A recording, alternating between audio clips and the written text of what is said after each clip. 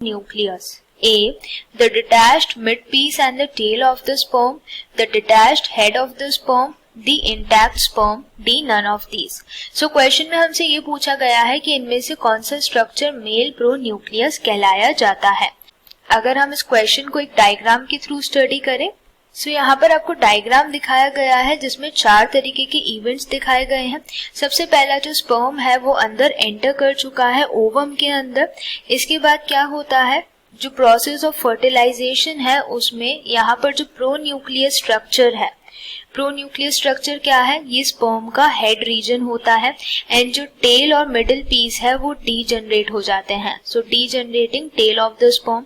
सो ये जो स्पर्म का हेड है this actually acts as a male pronucleus जो कि फ्यूज हो जाता है फीमेल प्रोन्यूक्लियस से ओवम के and thus this completes the process of the fertilisation.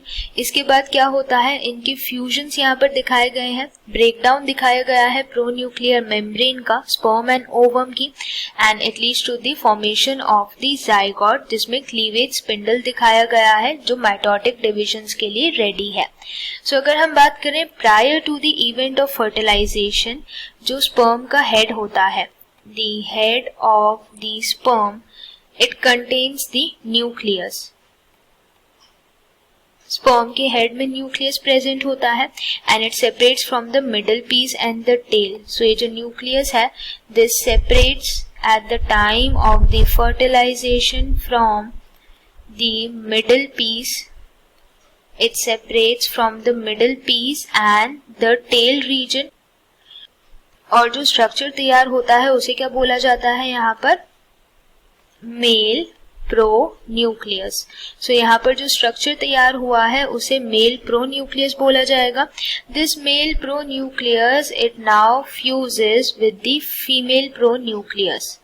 This male pronucleus it fuses with the female pronucleus in an event of the fertilization. So अगर हम यहाँ पर options को study करें, which of the following is called male pronucleus? The detached middle piece and tail of the sperm, this is an incorrect option.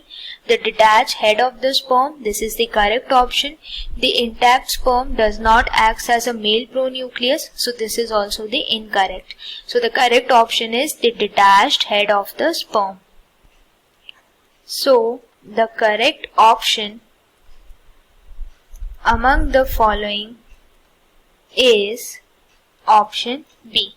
I hope you have understood the question. Thank you.